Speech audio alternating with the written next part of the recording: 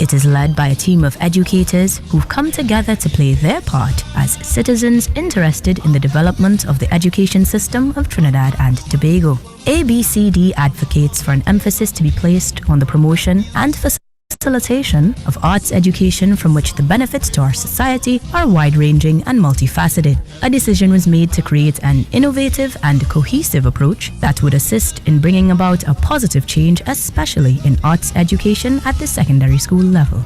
Our one-of-a-kind projects are designed to facilitate the implementation of visual and performing arts curriculum, so an understanding of elements of what is being used in our nation's school at all levels is key. As a result, consultation with officials of the Ministry of Education Curriculum Development and Planning Division, our young learners, and other stakeholders is critical to the development process.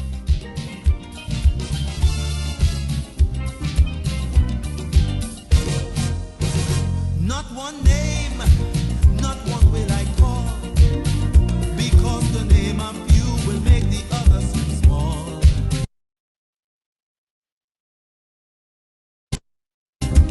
But I hope when they hear my song, it will keep them proud and strong. And the ones with a man might just shrug and sing along. When we say love, when we say love, when we say love, we mean unconditional love. When we say love. Art by Creative Design has introduced to the community of Trinidad and Tobago our flagship projects. As we move forward to obtain our objectives, the A.B.C.D team is focused on the next phase, which is to design and utilize instruments to measure the impact of our activities. The data will allow us to further illustrate how our programs have improved our young creative artists, how the learnings impact on academic performance in other non-arts subjects, and learners' overall well-being and development. We want children to learn to love learning, and we believe that art education is key to attaining this for every child in our nation's schools. We are on a mission to encourage everyone to dream, create, and achieve. We believe art education for all. Art education benefits all.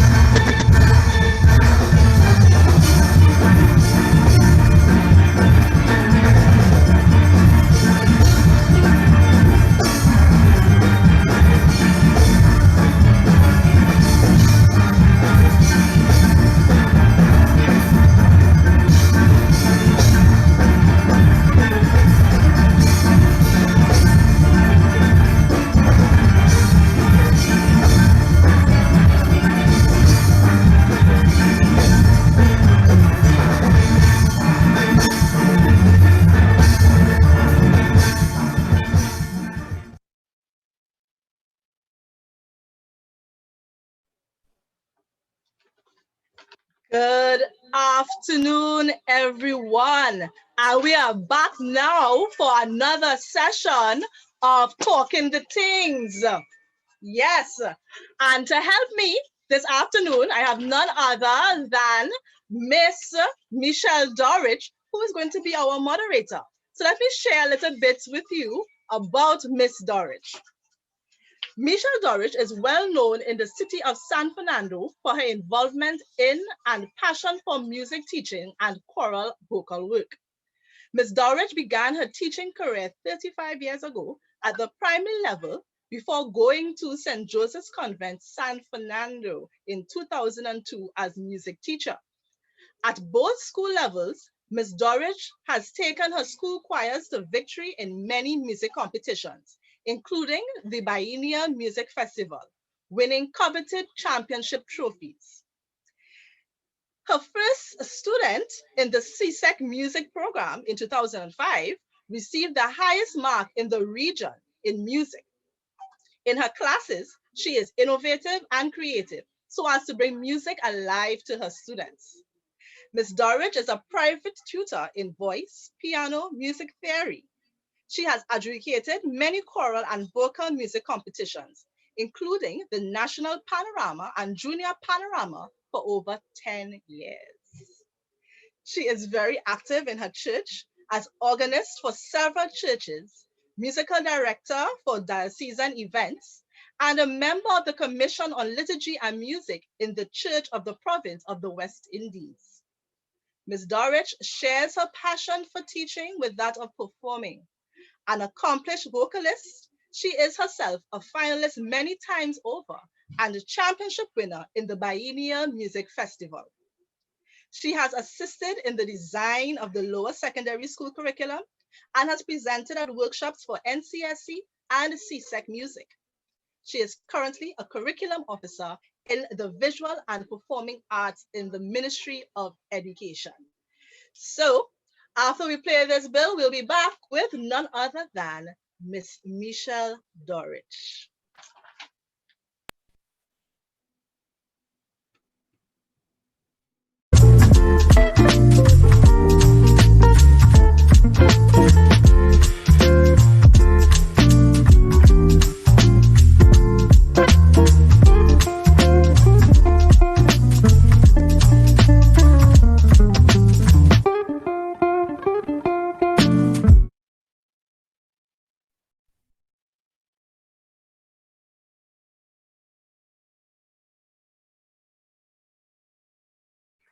Good afternoon, everyone, and welcome to Talking the Tings.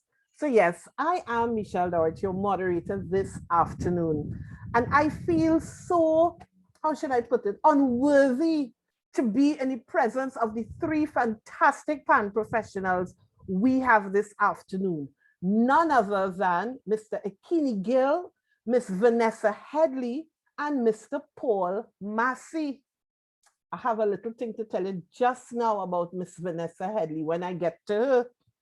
So I want to introduce to you our guests. Our first guest, Mr. Akil Gill. Akil graduated from the New York University in 2014 with a Master of Arts in Music Education. In 2019, he officially launched his book entitled From Behind the Bridge to the Impossible Dream. I know we need to hear the story there. His book highlights in detail a journey to the music journey during his school years with learning challenges. He received an award for his contribution to the musical culture of St. Francis Boys College, formerly Belmont Boys Secondary in 2019. Mr. Gill is currently an instructor for music education at the Center for Education Programs in the University of Trinidad and Tobago. So I need you to get to your emoticons, your emojis, and send out a high five, a raise hand, a clap hand. Let us welcome Mr. Akil Gill. Good afternoon, Dawn. Hi, Akil, how are you? I'm good. It's great to have you. So I want to go ahead and introduce our other guests. Miss Vanessa Alexandra Headley. Now, just now, the director of A.B.C.D said that I taught the first CSEC music student at St. Joseph's Convent who went on to win the regional award, but she left out the name. That was Miss Vanessa Headley. So I have to thank Vanessa and her mother, Franca Hills Headley, for getting me into the CSEC music program head first. Welcome, Vanessa. Vanessa is known as the first and only person to win the National Panorama Competition, Small Bands in 2018, as a composer, singer, and arranger. Vanessa has been a 28-year steel pan devotee, and she doesn't look any older than 25. As the first student of Golden Hands, founded by her mother, She did her first arrangement for the band at age 12. Repeated solo champion, Vanessa earned the CXC Caribbean Music Award in 2005. She was the first steel pan musician to be awarded an academic scholarship by Berklee College of Music, Boston, USA. Facilitating and performing at several international workshops, she has also adjudicated competitions in calypso, mass, and steel pan in Trinidad and the UK. Vanessa holds a BA in Honors in Musical Arts from UWI, like me, and an MA in Psychology for Musicians from the University of Sheffield in the UK. In 2020, she made history again as the first female to arrange for 3 different bands in 1 year in all conventional categories at the National Panorama. Let's hear it for Vanessa Headley. Good afternoon, Miss Dowrich and everyone. It's so happy to be here. Thank you. Good afternoon, and it's so great to see you. Yes. Yes, likewise. Welcome. And our third guest this afternoon, Mr. Paul Massy, my colleague from CPDD. Paul Massy was fortunate enough to experience the Panyard with his father and sister as they all played for the Arima Golden Symphony and New Tones. Simultaneously, he played on national instrument in the Northeastern College Musical Ensemble and the steel band in Sangre Grande. He also graduated with his BA in Musical Arts from the University of the West Indies and had the most invaluable experience as the main character Kanga in the production Ogun Ian as in Pan, written by Roy Gibbons and directed by Louis McWilliams. He has been an educator for more than 20 years, was a regional coordinator in the Pan in the Classroom unit, and is now a curriculum officer in the visual and performing arts in the Ministry of Education in Trinidad and Tobago. And he serves as the external relations officer of the Pan in Schools Coordinating Council. He is presently on leave as he continues his studies at the doctoral level at Florida Atlantic University, and is looking forward to his research that will focus on the socio-political and socio-cultural characteristics of the development of the steel pan in education. Wow, you see why I feel so unworthy to be among you guys? I only played pan for 2 years, but welcome Paul, welcome Vanessa, welcome Akini. I'm not seeing any emojis flying up to say hi, welcome to all our guests. Hi, good afternoon, everyone. It's a pleasure to be here. And it's great to have you. It's my pleasure to be in your esteemed company. So let's get the ball rolling. Our topic today is the Panyard as Center for Social Change. And I was trying to do some research today, and I found an article that Martin Daly wrote in September last year. And I'll take a few quotes from him. He says the value of investment in Pan and the Panyard goes way beyond the equally important goal of providing employment opportunities, because lots of people feel that the Panyard and Pan musicians are only good to go there and make a couple $100 when Carnival comes around. So they only think of the Panyard as Carnival time. I want to hear from each of you. Now, remember, hour is not long, guys. So we just cracking the surface, if not just touching the surface of this topic today. What has been your experience and what have been the highlights of the Panyard experience in your lives? How has being in the Panyard and being a pan musician changed you or made you today? Pat, let's go with Paul. Hi, good afternoon again, everyone, and thank you for this opportunity. I want to begin by just a moment to recognize the master, Leroy Clark, and all those who would have contributed to our journey. Thank you very much. I agree. Yes. Yes, and first I want to also thank the organizers for this session, because when I saw the theme and I saw Talking the Thing, I realized that we were already given value to our first language, and we were already given value to the Panyard as a creative space that has added value to who we are today. And as was stated by the moderator, I had the fortunate experience of going to the Panyard with my dad and my sister. So there was that familial experience, and there was understanding of the community, because you had all these members of the community playing in Arima Golden Symphony or playing at New Tones. And at that point in time in New Tones, the arranger was none other than the late Clive Bradley. So for me, the highlight of my experiences in Pan is the process. Being in the Panyard, imagine having to take music from Clive Bradley. And Clive Bradley is giving you music, and he's telling this story. You have somebody like Clive Bradley next to your pan. He is giving you notes and telling you, when every section plays, he is revealing this story to you. And when I think about it now, I understand how creative we are. I imagine Clive Bradley as a storyteller with his music. And so my experience in the Panyard has been a place that has always been inclusive.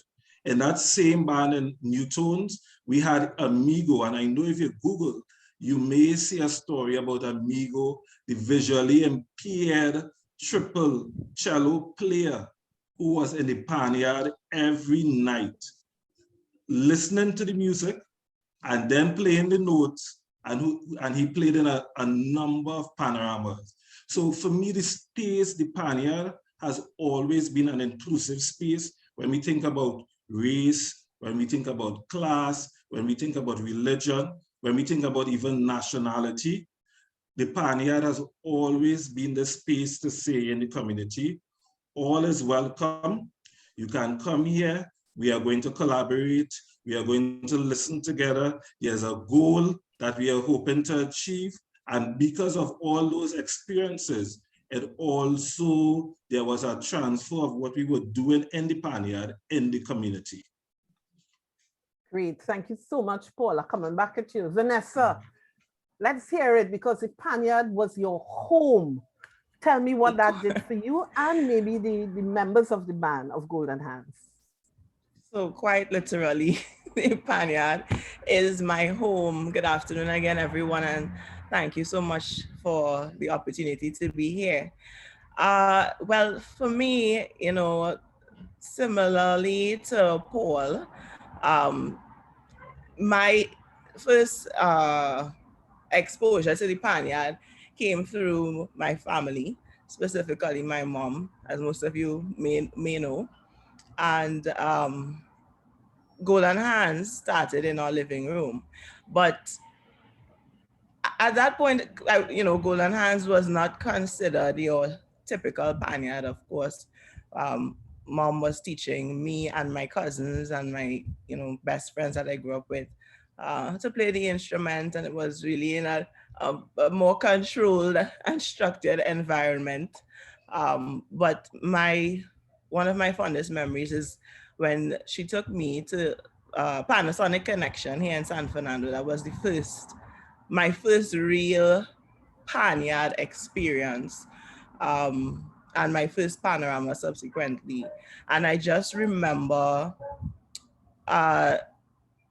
really just being kind of awestruck by the way that everything functioned in orderly chaos, if I could say, in the Panyard. I was pretty young. I was maybe 11, but there was so much to soak in every night. And the thing is, everybody had a role and function, and everyone in the space knew what was required of them to make the night's rehearsal a success.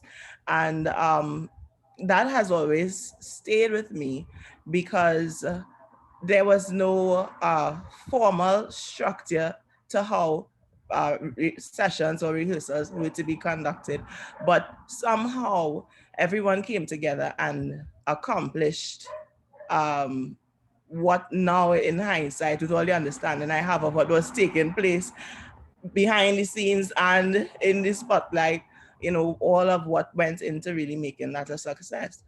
And some of that, well, has been translated into Golden Hands, my home band. But before I get to that, I must mention, even going into that space at that time was challenging because, you know, everybody wasn't 100% on my mom's side for taking me, her one girl child, into the Panyard to play amongst, you know, Big hardback men. right, yeah, practically, basically. But, you know, she stayed her course, and I am so grateful for that opportunity. It really broke a lot of boundaries and opened up the way for subsequently the members of Golden Hands. So we took a lot of the things that we would have learned from our time at Panasonic Connection and later on my time at Hatters and so on, and incorporated it into what we now know as Golden Hands. However, we had to do a lot of tweaking because our focus is young people between the ages of 3 and 30. So we had to create the Panyard experience, as we dubbed it, in our little space here and make it, I don't like to use the word kid, so I said children, child friendly, and also parent friendly, because we know how parents feel about, even today, believe it or not, about their children in a space once it's labeled Panyard. And I think so many people now are really making headway as far as getting rid of the stigma attached to the word Panyard.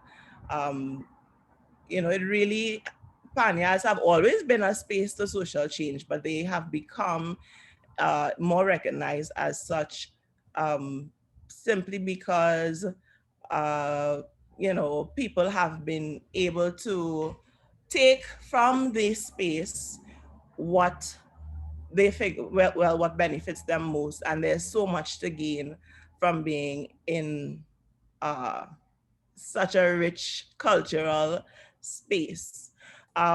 So just to quickly answer your question, I know time, about Golden Hands, a little more.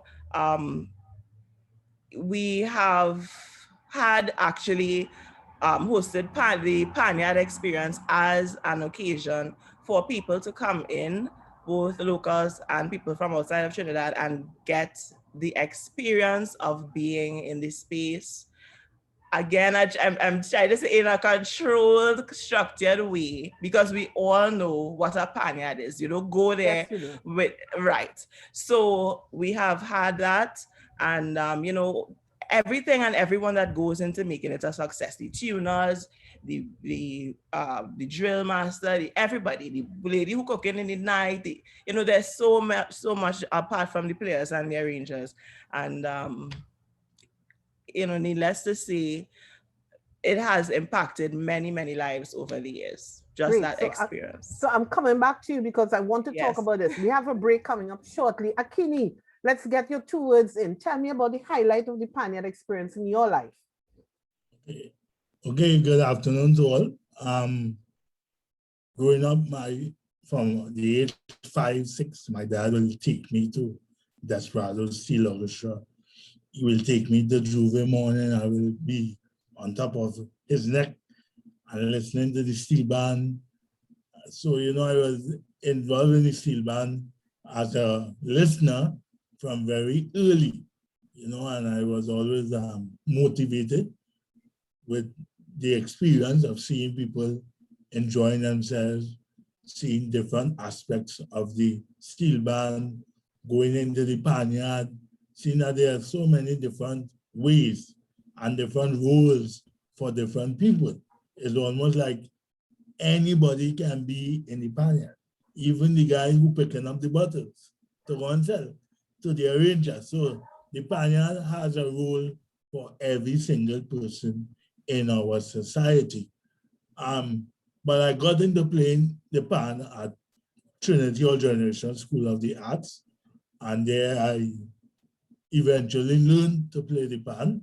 I had challenges at first, and again, the people involved in the Panyard always encourage you. They always encourage you to try and don't give up and those sort of things. So it was very helpful to be around people who have that Panyard experience. And Mr. Massy, I referred to the guy who was visually impaired in Newtons. So it shows very early how even a brilliant arranger like Clark Bradley welcomed someone who is visually impaired to even play on a final night. So that is very significant to show that the environment even welcome those who may have challenges. So I started to play there, and then eventually I played with Invader Steel Orchestra. And when I came off the stage, I got a little interview. So, you know, I felt a little good first time, you know, so that sort of thing. But the Panyard and the steel band is really motivational. It's almost played a very major part in my school years. It really brought out, you know, the best of me, you know, being in the Panyard and being around people who involved in the band. Great, thank you, Akini. So now we must go to break. We'll be back in just a few seconds.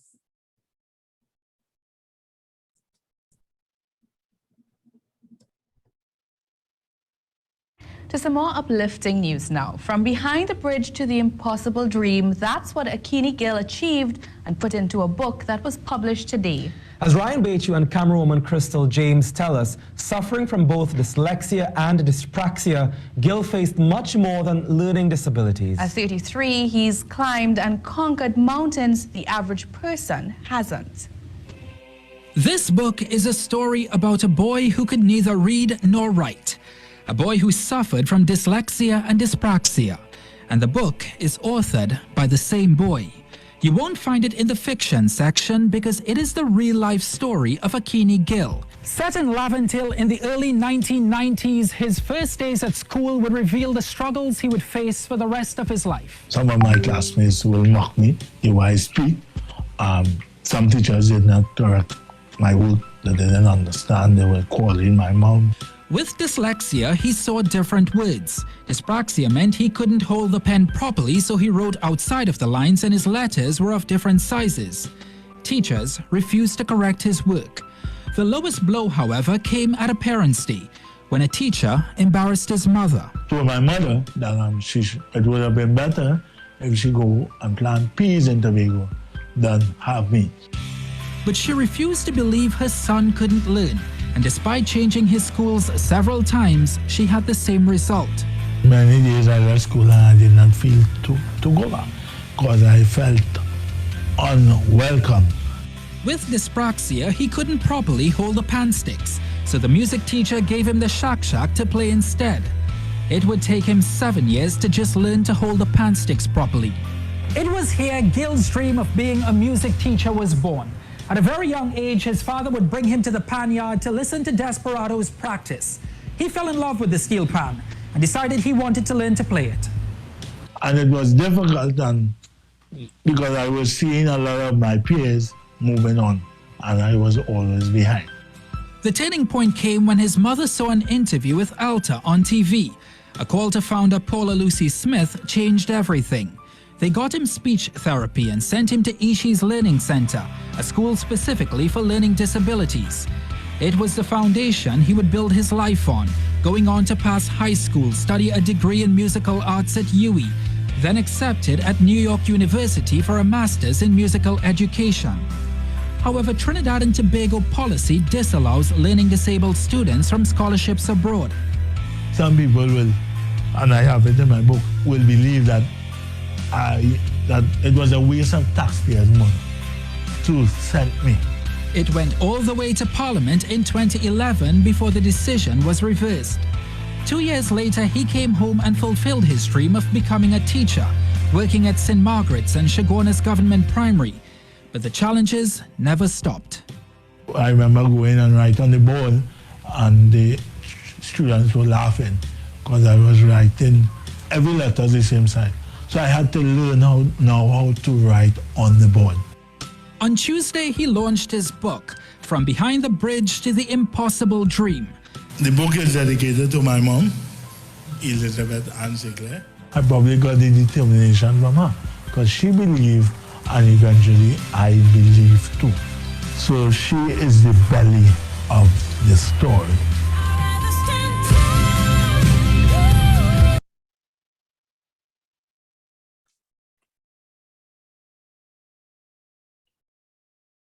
Right, and we are back.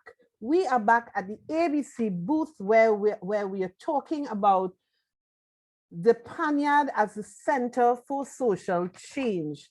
Akini, that was such a fantastic story. And on behalf of teachers everywhere, I personally would like to apologize for what that teacher did to you. I'm really, really sorry. Thank you. Okay. But let's move on. You know, one of you just mentioned the Panyard stigma. And if we delve into the stigmas behind the Panyard or of the Panyard, we will want to bring up all the negatives that are associated with the Panyard. But we are educators, we know better. So let's talk about the positives. Let's talk about the benefits. What do you see as the benefits of the Panyard experience, whether from the toddler to the old 90-year-old man who's still knocking the pan or knocking the iron in the engine room? Let's start with Vanessa. And you would be able to talk about not just your experience, but the children that you all have in Golden Hands, because you're one of the few, if not the only real youth steel band that's focused only on youths, right? What do you see as the benefits of the Panyard experience? Yeah, okay. So I'll focus on Golden Hands for this, just for the sake of time. The Panyard is a space where the playing field is level. At least here at Golden Hands, everyone is treated equally, no matter what age. You know, everyone has a space to be themselves and also a space to grow, and with the understanding that no one is invincible, no one is better than anyone else, and you can be yourself. And you could be the best version of yourself. You're allowed to be the best version of yourself. Yeah, you're at home. You could be yourself. And I think everybody here could relate to that. You walk in a Panyard and you don't have to put on any airs. You don't have to pretend. You don't have to. You could just find somebody and have a conversation. You could just sit back and relax to the music if you want. You could go and talk to the arranger. You could approach the arranger without feeling any trepidation. And there's always something to learn. So here, again, at Golden Hands, we try to foster that environment where, you know, from the youngest to the oldest, they feel a part of, and they feel important, and they feel heard, and they feel loved, and they feel as though somebody cares enough to give them a space to express and grow. And we are here as educators to nurture them. Thank you very much. Paul? I want to thank Vanessa for that contribution because she's so right. She's linking what I said before, that the Panyard has always, and I want to say this, if I can say it louder, the Panyard has always, the people in the Panyard has always led. It has been the space that has always been inclusive, no matter of class, no matter of race, no matter nationality, no matter geography. The Panyard has always been that all-inclusive space for everybody to come and collaborate, for everybody to listen to each other. If you think about the music as well, and I want to link what I'm going to say with what you showed a short while ago with Akini. There's a discipline that you find in the Panyard, especially leading to a panorama that you wouldn't find anywhere else. You could have 120 players listening to just one person. And that one person says, at this point in time, this group of players are taking the lead. You have to follow. There are some dispositions being learned there that I have always said it, Panyard has always been this organic space, our first form of socialization. I don't know if I ever said this to Akini, and Akini, I really want to say congratulations to you. And that is why even being on this panel, I said, I'm humbled to be in the presence of Akini and Vanessa. Akini, I was one of the regional coordinators, and Akini was one of my instructors. And I intentionally selected Akini for Shoguana's government primary. And if you know Shoguana's, the top 2 primary schools and with SEA results was Shoguana's government primary and Montrose government. And I would be the one visiting those schools. And every time I visited Shoguana's government, the principal will say, Akini is always punctual. Akini is always ready to work. Akini has passion for the instrument. And this is the Akini Gill that I knew since then, and that's why I selected him to be at Shoguana's government. So I'm saying that to say to us, those experiences in the Panyard that showed us, as Vanessa just said, that we are all the same at the end of the day. We're here to make sure we learn the music. We're trying to do it as efficiently and effectively as possible, and we were able to transfer those skills into the formal education system. Thank you very much, Paul. Wonderful. And Akini, what are the benefits that you see coming out of it? I mean, of course, you can speak from your own personal experience, yes, and not just the benefits to individual, but maybe community as well. Yes, there are a lot of benefits in the Panyard, and the Panyard has a major role to play with citizens who have challenges and can show them that they can do well. But what I admire about the Panyard now in the 21st century, that still maybe 20 years ago, people saw people in the Panyard as just pan players. But now you're seeing a lot of people are passing through the Panyard and becoming educators. They're moving way beyond the Panyard. They're really getting that literacy side on, even within the Panyard. But they're going much, much further than just around the Panyard compared to, you mentioned, elderly people who may have spent 30, 40 years in the rhythm section. Now you have players who will move into different bands, who's composing, who are arranging, who's winning scholarships. So the Panyard itself has evolved from the 80s. It has improved a lot. And I think we need to take note of that, how the Panyard has really lifted our young people, how it has really carried our young people to different parts of the world and really show that they can do well as young people and they can do much more than just waiting for Panorama to play and come back the other year. They have shown that they can have a structure throughout the year with the PAN and with the involvement of the Panyard. Great. Now, as I said, our hour flies by really fast. We have one more scheduled break. But before we go to the break, I'm going to leave you with this thought, because this is where our conversation goes next. How, now that we know how, and I mean, many people do know, how the Panyards have changed lives. And as Akini put it, it's no longer just a Panyard carnival musician or pan player. It's now educators. It's now being transformed, right? Not just of mind, but of lives.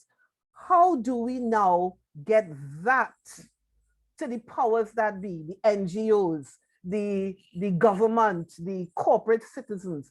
How do we get that message out there so that we can have a bigger buy-in, not just of the people who are accustomed being in the Panyard, but of everybody, and I dare say the whole country. So we're going to go to a break now and be coming back with that as a tidbit.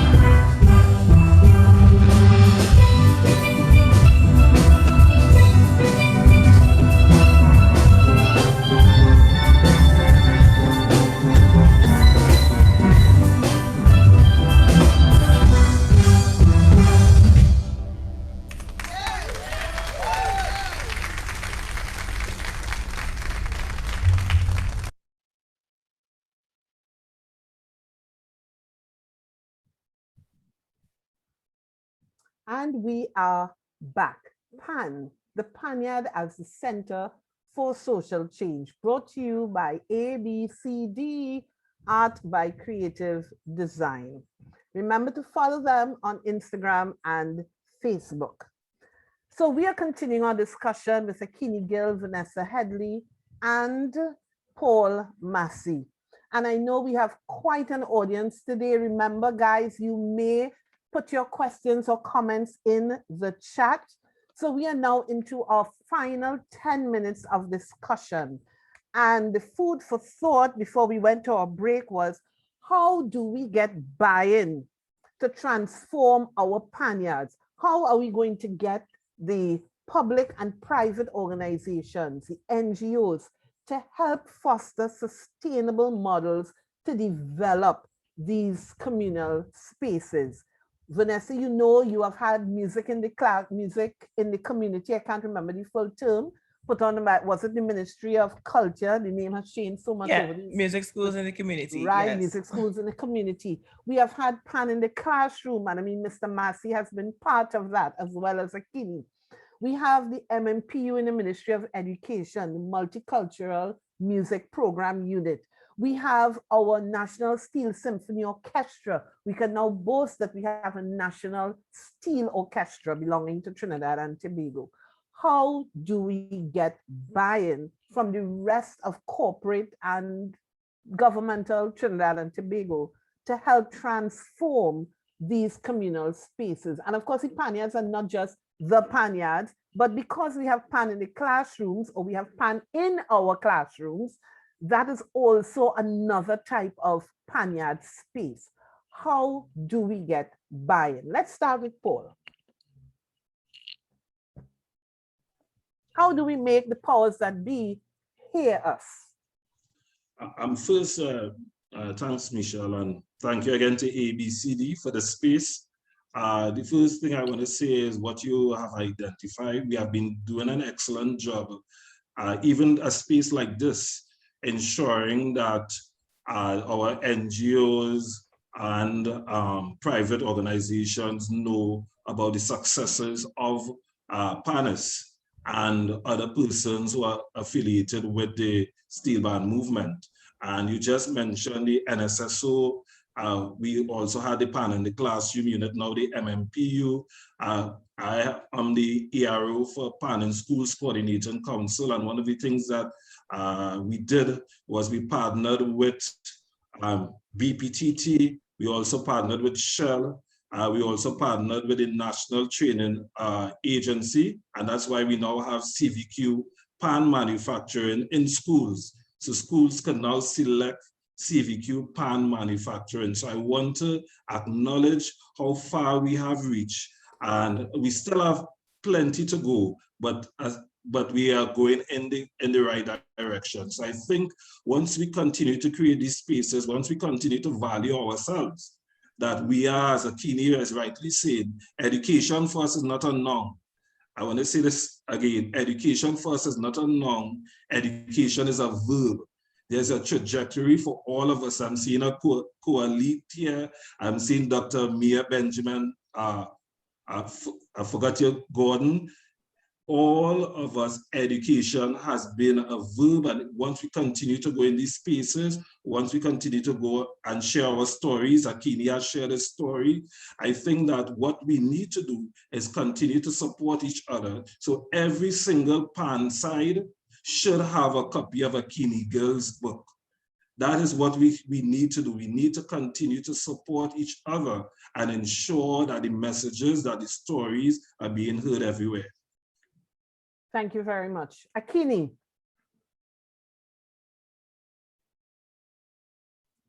Yes. As Mr. Massy said, I must recognize that, we must all recognize that we have really come a long way compared to where we were at years ago with the different ideas of those things.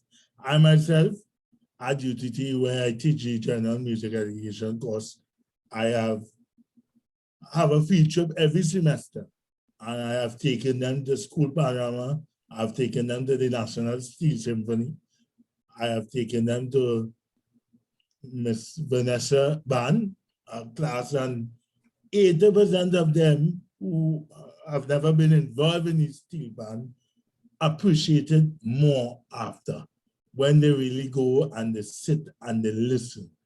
The NGOs, the government, to me, they support us, but in my view, they still see it as sponsorship. They still see it as just a matter of getting the pants tuned, getting the jersey, that sort of thing. How do we really get them to understand much more? But we have to remember that we have we still have a large population, a percentage of our population, who are elderlies and who know Panama, how they know it. So they think that the youth may want to take away what they know the typical Panama should be. Because if you go on the drag Panama night, those elderlies can tell you who should win and who should not win. And they will tell you, well, I don't need to know what is that semi-brief or minimum. So we have to find a way to balance all of that, because we don't want them to feel that, we are really going to take away what they know Panorama is supposed to be. They just know that it's Panorama is around Carnival time, and they want to hear the band and they have to sing a certain way. So we have to come up with some ideas, but we have to keep continuing, like opportunities like this, and keep encouraging them to keep on believing in what our goals are. Thank you very much. I agree with you all 100%. Vanessa. Yes, my whole thing is we all need to be advocates for the instrument. It's our national instrument. And I couldn't help but think about your visit with your students, Mr. Gill, to Golden Hands. I mean, the majority of them, they probably never really had that kind of hands-on with the instrument, and I was so happy to learn that they did appreciate it so much more after. And that's what we as the steel pan musicians and educators all have to do. We have to go invite our friends and people who, they kind of skeptical about the Panyard space and about the instrument. As Mr. Gill said, a large percentage of the population, they still think of the pan as noise. Even here in Trinidad and Tobago, it's our national instrument. So we have to draw them in. We have to be advocates for the instrument. We have to speak about it, go out to them and pull them into these spaces. And as far as cooperate Trinidad and Tobago, well, lead by example is my thing, because anybody who's willing to shell out some money, they want to know what you bring into the table. And let's be real, in our steel pan community, we could work on that. We could work on proving ourselves a little more, showing that we are taking initiative, we're proactive, we have ideas from within our community, and bring something to the table so that people will want to invest in us. They will be seeking out steel pan musicians and bands to assist, rather than the other way around, where we are always asking for some kind of financial assistance. I think we have enough within our Panyards and our communities to come up with some really exceptional ideas and proposals and present them. And finally, get out of the whole panorama is everything mentality. There's so much more we could be doing throughout the year to market the instrument and to raise awareness right here at home and obviously abroad about the steel pan and its potential outside of the panorama context and the panorama zone. And I'm not in any way negating the importance of panorama, but there's so much more. I think we're limiting the instrument by just focusing on panorama all the time. So let's be advocates for the instrument. Well, Vanessa, those are wonderful closing remarks from you. I don't know if Akini or Paul has any other similar remarks they would like to make right now as we begin our wrap-up session. Oh, I would just like to take the opportunity to thank this platform for having this wonderful discussion. I want to wish everybody all the best and take care of yourselves. Thank you, Akil. It's such a wonderful pleasure to have you with us. Paul? Yes, I just want to endorse what was just said by Vanessa as well, that we have to be advocates, we have to believe in ourselves, we have to understand that we are continuing our legacy. I think sometimes we forget who assisted us and why we are where we are today, and understanding that somebody has given us a baton for us to continue the race. So we have to be advocates, we have to continue to elevate, we have to continue to collaborate. I always say collaboration over competition. And if we spend more time collaborating, we will get more done, we will get more buy-in, and the focus will be on education that is going to take us from one place to another, rather than just being stagnant wherever we are. And I also want to thank A.B.C.D for the space. Well done, Michele. As I said, when I got invited, I said, this is a progressive space. Talk the things, and also understanding that the Panyard has always been a space for social change. So, and thank you to everyone who have participated and the audience that we have today. Thank you, Paul. Thank you, Vanessa, and thank you, Akini. Ladies and gentlemen, we have been talking things, or talking the things.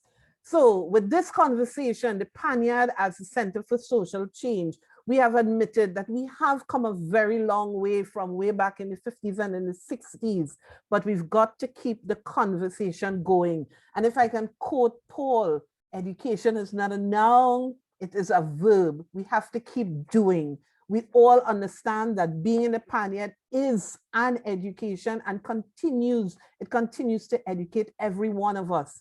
It's a place of inclusivity. It's a place to be safe. It's a place to be yourselves. It is one place where the playing field is definitely level. And we must say thanks to all our educational institutions, the Ministry of Education, the PANs that are in the primary school with all the tutors, the teachers that continue to support, and the principals. What about our tertiary educational institutions? Dr. Mia Gormandi Benjamin, Mr. Jessel Murray, Satanan Sharma, Mr. Gibson, USC, UTT, UWI, all the acronyms.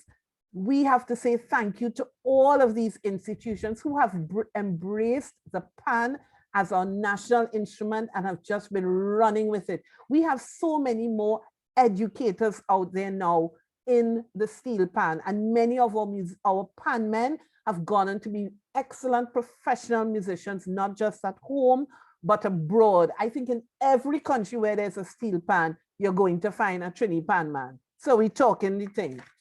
We want to say thank you to A.B.C.D, Art by Creative Design, who have collaborated this week with the Caribbean Association of Principals of Secondary Schools in their 20th Biennial Conference that's being hosted in Trinidad and Tobago. Their theme, Breaking Barriers, Transitioning Beyond the Norm. And we are continuing to break barriers. A.B.C.D, Art Education for All. Arts education benefits all, you know? So we want to thank Yana and her team at A.B.C.D. I want to thank Mr. Paul Massy, Ms. Vanessa Alexandra Headley, and Mr. Akil Gill, fabulous professional musicians who are studying, who have taken the pan so far, and God knows we will continue to hear about you, see you, and hear your music. And more importantly, create really wonderful spaces for our young and old alike as they continue to take part in the national instrument of Trinidad and Tobago. I am Michele Dowrich, your moderator today, saying it was quite a pleasure. I hand you back over to A.B.C.D. Iana. Thank you.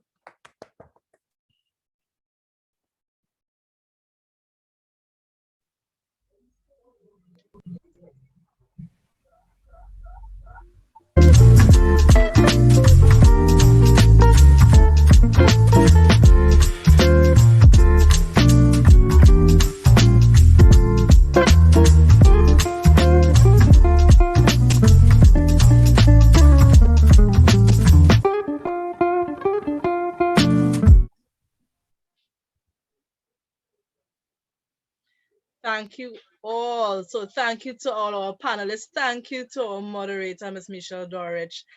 You all have a blessed evening. Okay. Don't same forget to to you. tell them to fill out the feedback forms. Yes, feedback forms, please. Wonderful. Thank you so much. Okay. Thank you. Take care. Right, stay safe, everyone. Same to you, Yes. Paul. You You too, as it's been a well, Thank you. Paul. pleasure. Thank you. And thanks to all the participants who joined us.